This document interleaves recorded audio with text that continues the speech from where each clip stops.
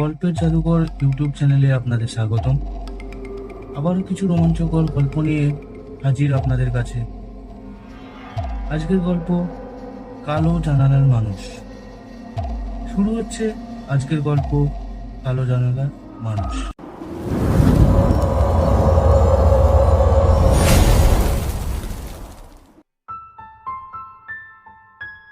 গল্পের নাম কালো জানালার মানুষ। একটি ভৌতিক রহস্য রোমাঞ্চ গল্প। অনেকদিন ধরেই ভাবছিলাম কোথাও থেকে ঘুরে আসি, কিন্তু সময়ের অভাবে তেমন একটা বেরোনো হয় না। ঘোরার সাথে যদি কোনো রহস্য বা রোমাঞ্চকর কিছু অভিজ্ঞতা হয় তাহলে কেমন হয়।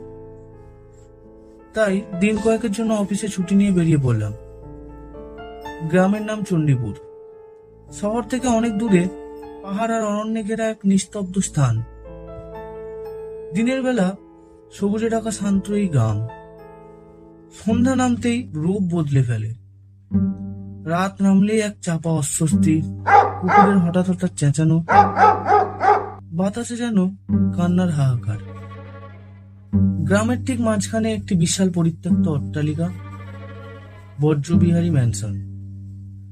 একসময় জমিদার বজ্রবিহারীর প্রাসাদ ছিল ওটি, তবে এখন ভাঙাচোরা। ছাদে জল চুনিয়ে পড়ে, জানালাগুলো কুয়াশার মতো ধূসর। সবচেয়ে ভয়ের কথা হলো একটাই, সেই জানালা যেটাকে গ্রামবাসীরা বলে কালো জানালা। বলা হয় প্রতি রাত 12টায় সেখানে এক ছায়ামূর্তি দাঁড়িয়ে থাকে, মুখহীন, কেবল একজোড়া উজ্জ্বল চোখ জানালার বাইরে এক দৃষ্টিতে তাকিয়ে থাকে, যেন কাউকে খুঁজছে। আমি আগে এক ইতিহাসের ছাত্র ছিলাম, তাই ইতিহাসের প্রতি টান যেন থেকেই গেছে। আমি চাইছিলাম কোনো একটা পুরনো বাড়িতে রাত কাটাতে। তাই চণ্ডীপুর এসেও পেয়ে গেলাম সেই বাড়ি। গ্রামের লোকেরা বলে ওই বাড়িতে নাকি ভূতের বসবাস।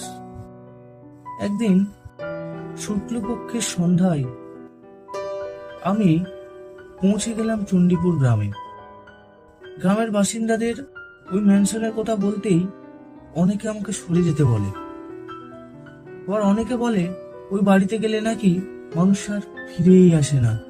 শুধু একজন 80 বছরের বৃদ্ধ বয়সী হরিশ ঠাকুর, যিনি এককালে জমিদার বাড়ির ক্ষেত মজুর ছিলেন, তিনি বলে উঠলেন, ছেলে, অমন জায়গায় পা দিস না। আমরা দেখেছি অনেককে গিয়ে আর না ফিরতে। কালো জানালার ছায়াটা জ্যান্ত মানুষ নয়।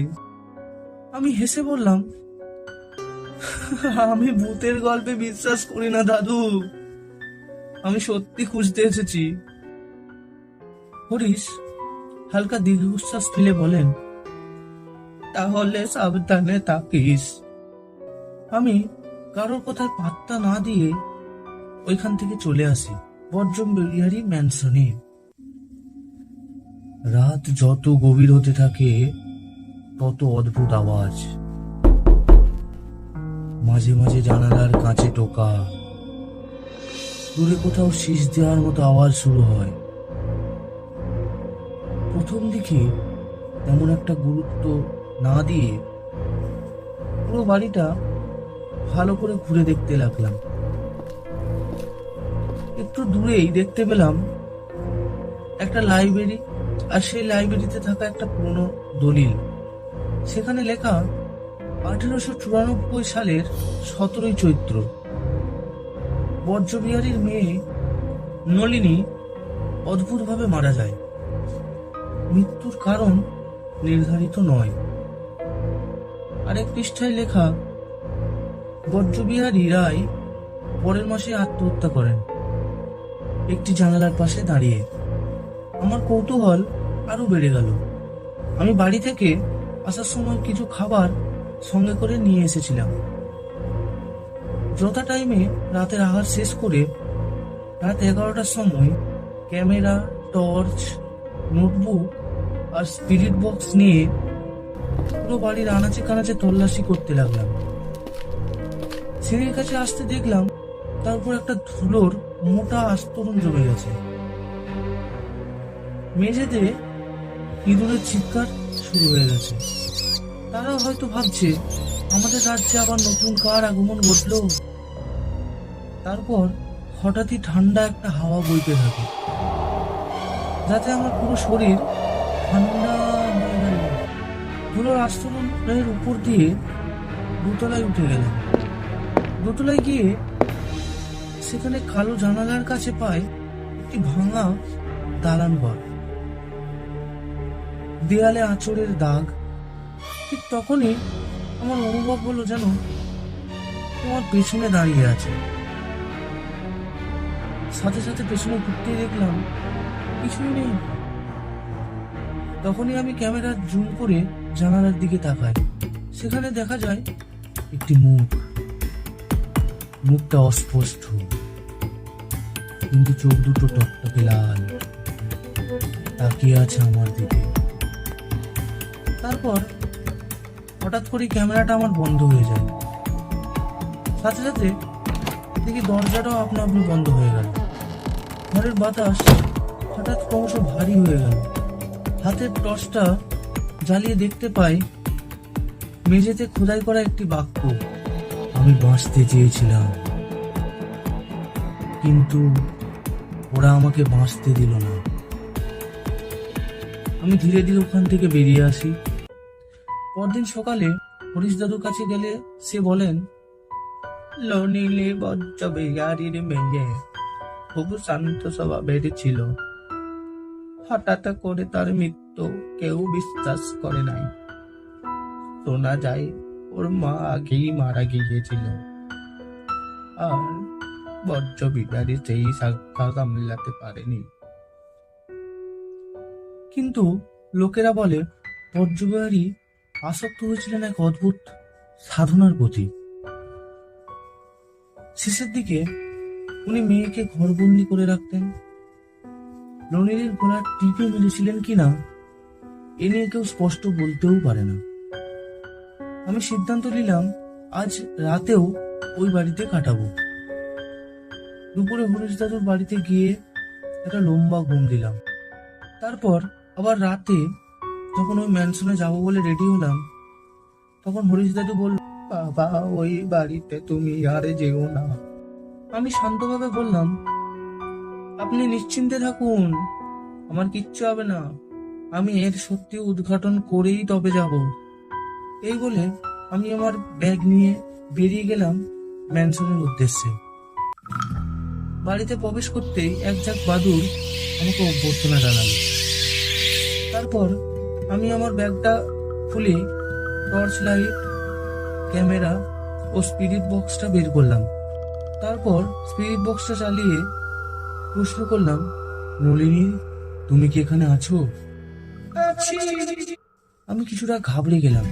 হ্যাঁ, সেটা ভয়ই হোক বা রহস্যই হোক।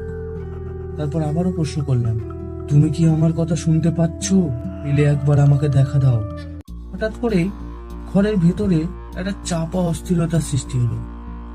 সারা বাড়ি যেন ঠান্ডা হাওয়ায় ভরে গেল, আর তার সাথে প্রচন্ড ঝোড়ো হাওয়া। হঠাৎ জানালার বাইরে চোখ পড়তে আমার সারা শরীর কেঁপে উঠল। আমি জানালার দিকে তাকাতেই দেখতে পেলাম এই সাদা পোশাকের মেয়ে, সেটা ধীরে ধীরে জানলার দিকে এগিয়ে আসছে। তারপর আমার সামনে দাঁড়িয়ে সেই ছায়া বলে, আমার বাবা মেরেছিল, আমি পালাতে চেয়েছিলাম, কিন্তু জানালা বন্ধ ছিল, এখন আমি আটকে পড়েছি। আমি চমকে উঠলাম।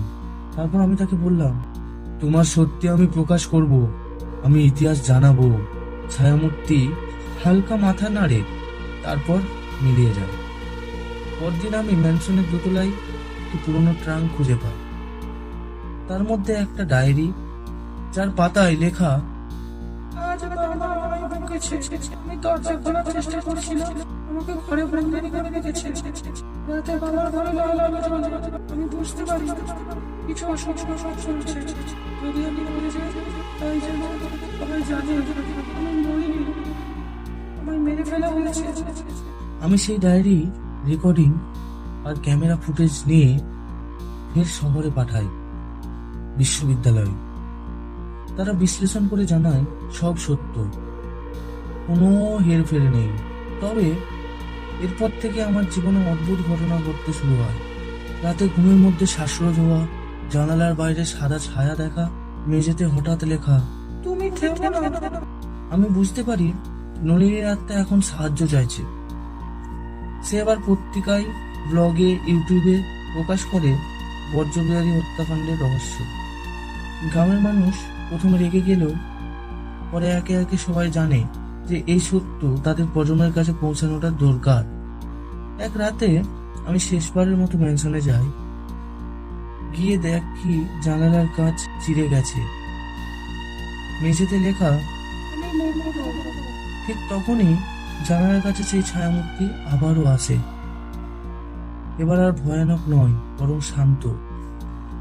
সে বলে, তোমার জন্য আমি এখন শান্তিতে আছি।